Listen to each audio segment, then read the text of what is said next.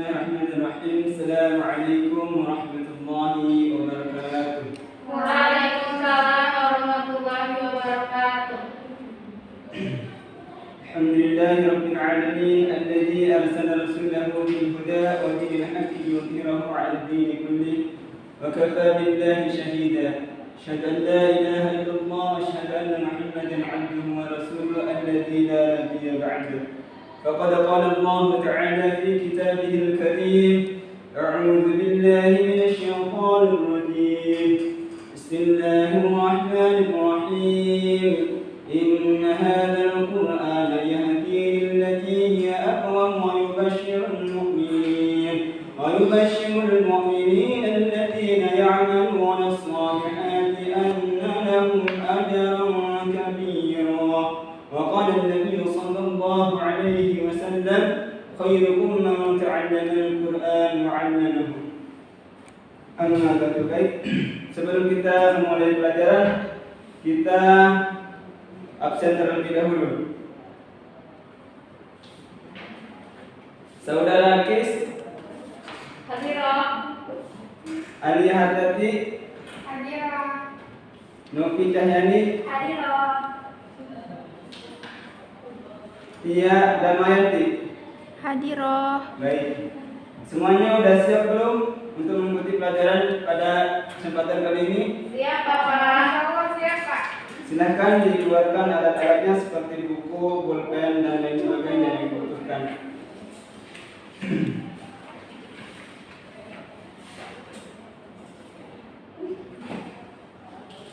Baik, pada kesempatan kali ini kita akan membahas tentang memahami Al-Quran. Apa kalian sudah pernah belajar tentang memahami Al-Quran? Belum. Baik, pada kali ini kita akan belajar bersama-sama ya. Kita akan memulai dari pengertian Al-Quran menurut para ulama. Di sini kita mempunyai mengumpulkan 5 pendapat dari ulama. Yang pertama itu menurut Syekh Al-Dihyan, yang kedua itu menurut Al-Asy'ari, sedangkan yang ketiga menurut Al-Farra, yang keempat ialah Az-Zujad, dan yang terakhir ialah menurut Asy-Syafi'i. Baik, dari teman-teman ada yang tahu enggak pendapat dari Al-Dihyan itu seperti apa?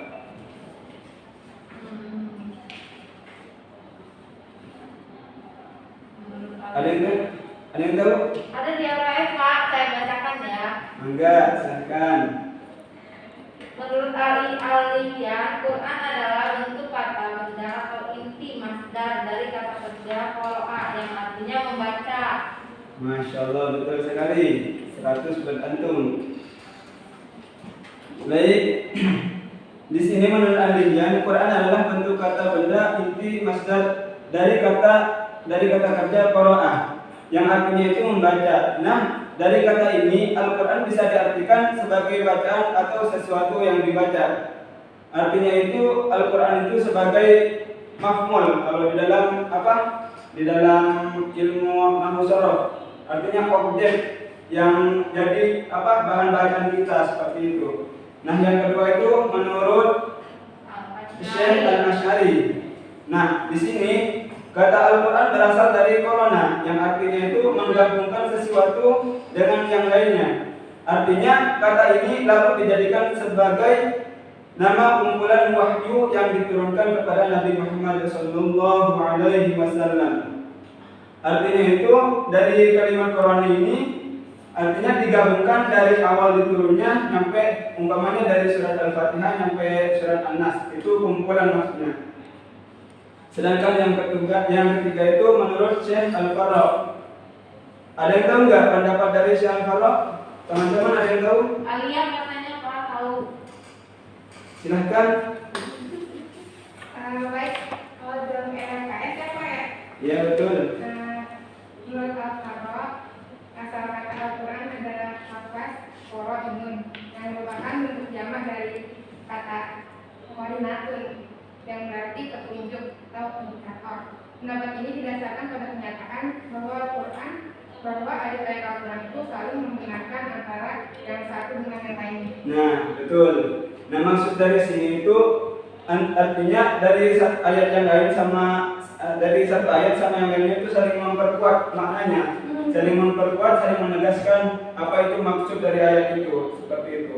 Nah, yang kemudian masuk ke poin D yaitu menurut Az-Zujaj.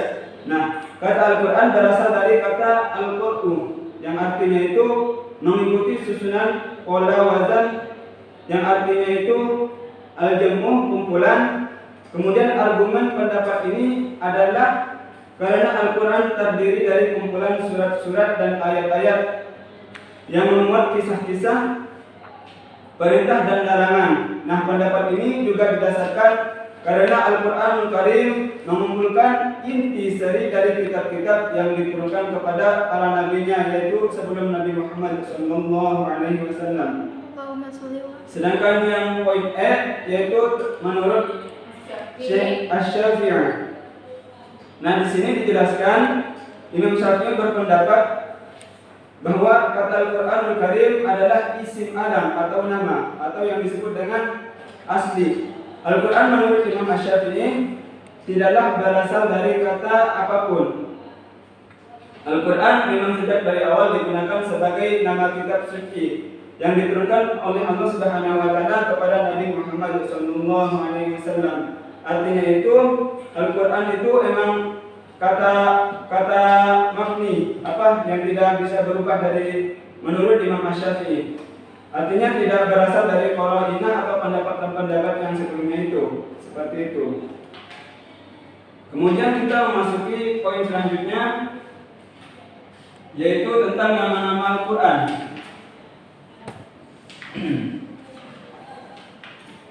Sudah dibuka tentang nama-nama Al-Quran? Sudah, Pak. Baik. Diperhatikan ya. Yang pertama itu Al-Quran sebagai kitabullah yang memiliki banyak nama.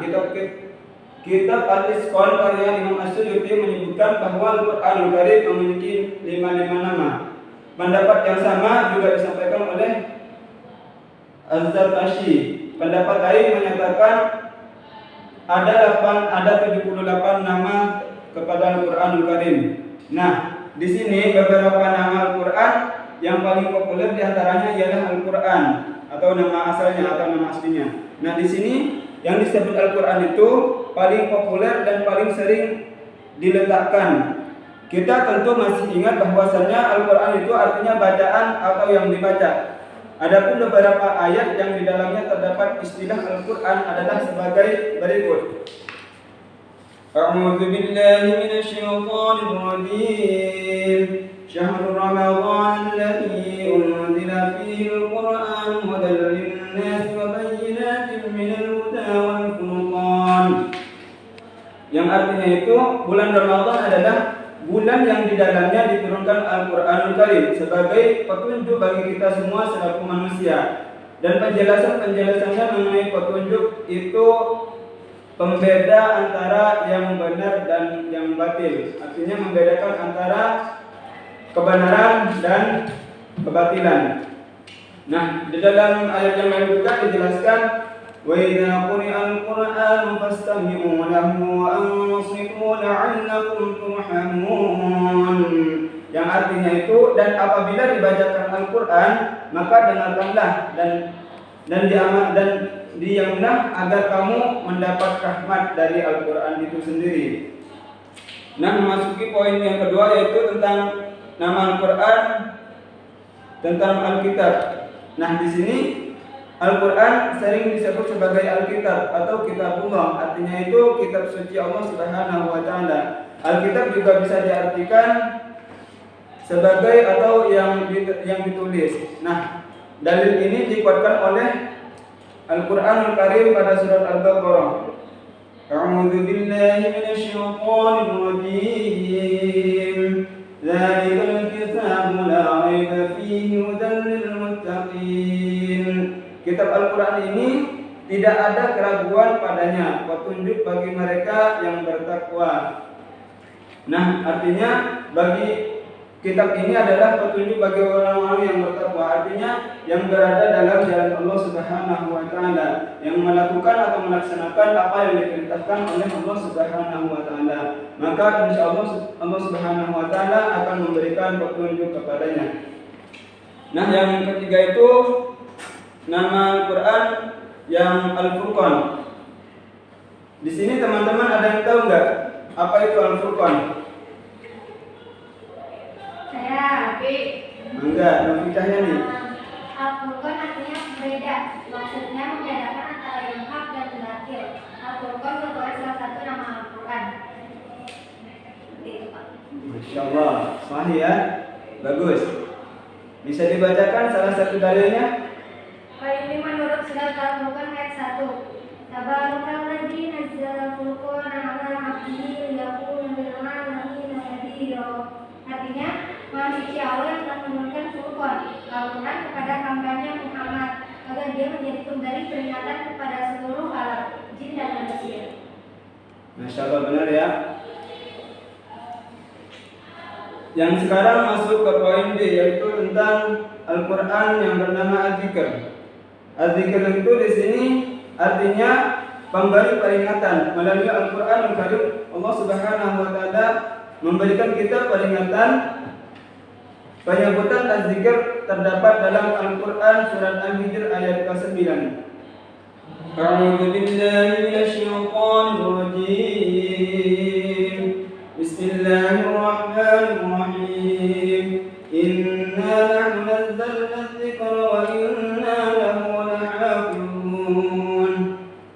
Sesungguhnya kamilah yang menurunkan Al-Quran Al-Karim dan pasti kami pula yang memeliharanya. Artinya Allah Subhanahu wa Ta'ala yang menurunkan Al-Quran itu dan juga Allah Subhanahu wa Ta'ala yang menjaganya, yaitu dengan para hafiz itu adalah tentara Allah Subhanahu wa Ta'ala yang menjaga kemurnian Al-Quran Al-Karim. Sebagaimana dalam firman-Nya itu, inna nahnu nazzalna adh-dhikra wa inna lahu lahafizun. Silakan nanti dibuka dalam surat Ahzab di juz 14. Nah, yang terakhir itu masuk pada At-Tanzil. Nama Al-Quran At-Tanzil. Nah, di sini artinya itu At-Tanzil artinya yang diturunkan.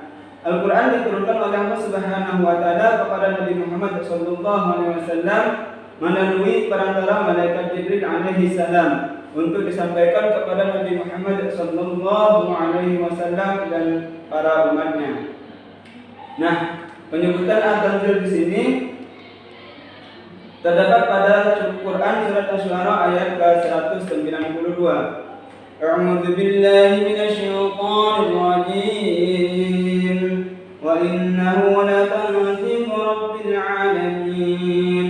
Yang artinya itu sesungguhnya Al-Quran ini benar-benar diturunkan oleh Tuhan seluruh alam. Sedangkan nama-nama yang lain itu jumlahnya sangat banyak.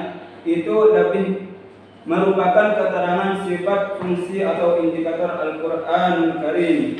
Nah, itulah nama-nama Al-Quran yang sering kita dengar, walaupun aslinya itu jumlahnya banyak. Nah, sekarang memasuki poin selanjutnya, yaitu tentang menganalisis perilaku orang yang memahami Al-Quran Al-Karim. Nah, di sini Al-Quran adalah sumber pertama ajaran Islam. Setiap Muslim berkewajiban untuk berpegang teguh kepada hukum-hukum yang terdapat di dalamnya. Di dalam Al-Quran Al-Karim terdapat petunjuk tentang perintah-perintah dan larangan-larangan Allah Subhanahu wa Ta'ala. Sebagaimana yang telah kita bacakan tadi pada surat Al-Baqarah, "Dzalikal kitabu la raiba fihi hudan lil muttaqin." Artinya itu Al-Quran adalah petunjuk bagi kita semua, bagi orang-orang yang bertakwa. Nah, Al-Quran memuat berbagai pedoman dasar bagi kehidupan umat manusia yang berkaitan dengan keimanan, akidah, tuntunan ibadah, budi pekerti, dan lain-lainnya.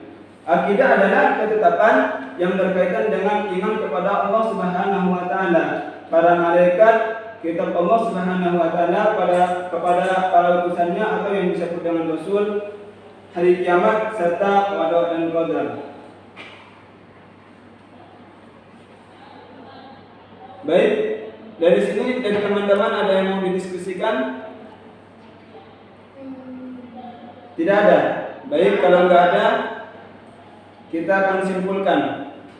Nah, dari apa yang kita pelajari dapat kita simpulkan bahwasannya Al-Quran adalah merupakan kalam Allah Subhanahu wa Ta'ala yang diturunkan kepada Nabi Muhammad SAW, yang tidak perlu diragukan kebenarannya. Al-Quran adalah merupakan sebuah nama yang diberikan terhadap kitab Allah Subhanahu wa Ta'ala yang diturunkan kepada Nabi Muhammad SAW. Al-Quran sebagai wahyu Allah Subhanahu wa Ta'ala yang diturunkan sekaligus dari Lauhul Mahfuz ke langit dunia, dan dari langit dunia diturunkan secara berangsur-angsur kepada Nabi Muhammad SAW.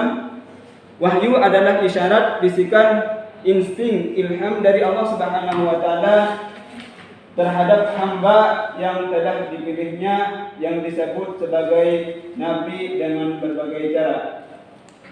Mungkin cukup sekian yang bisa saya sampaikan, kurang lebihnya kami mohon maaf.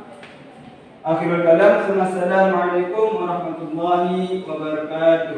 Waalaikumsalam warahmatullahi wabarakatuh. Syukran Ustaz. Sama-sama.